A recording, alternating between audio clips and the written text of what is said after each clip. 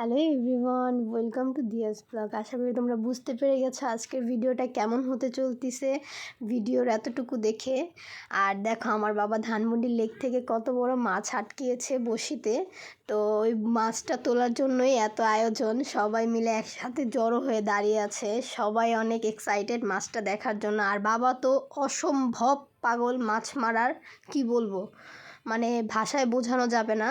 বাবাকে যদি কেউ সারাদিন বলে যে সারাদিন তোমার সাথেই আমি মাছ মারবো, তাহলে সে এক পায়ে রাজি। আমার বাবা এত কিছুর পর ফাইনালি মাছটা ধরতে পেরেছে। দেখো বাবা কত খুশিতে দিকে তাকিয়েছে। আর দেখো এটা হচ্ছে 4.5 কেজির একটা মাছ, কত বড় মাছ। আশেপাশে যেই চাচারা দাদুরা আছে তারা বেশি এনজয় করতেছে আমার বাবার মাছ মারা দেখে। তোমরা দেখো, দেখলেই বুঝতে পারবে যে ওরা কতটা পরিমাণের না এনজয় করতেছে এই জিনিসটাকে।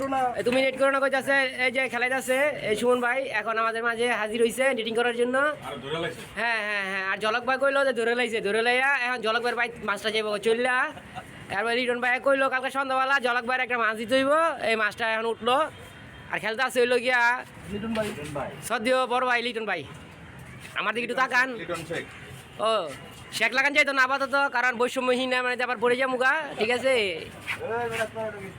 আঙ্কেলদের কথা শুনেই তো বুঝতে পারতেছেন যে ওরা কতটা পরিমাণে এক্সাইটেড।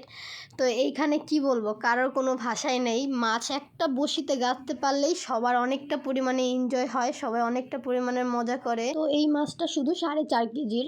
এর আগেও আমার বাবা অনেক বড় বড় মাছ ধরেছে, তো এটা আমার বাবার কাছে খুবই সামান্য হবে। কজ আমার বাবা 20 কেজির মতো মাছ ধরেছে, এমন একটা মাছও ধরেছে যেটা 20 কেজি। সেটা তোমাদের সাথে আরেকদিন শেয়ার করব, দেখাবো, ছবি আছে কিন্তু ভিডিও নেই। আমার বাবা সব থেকে বেশি খুশি হয় মাছ মেরে।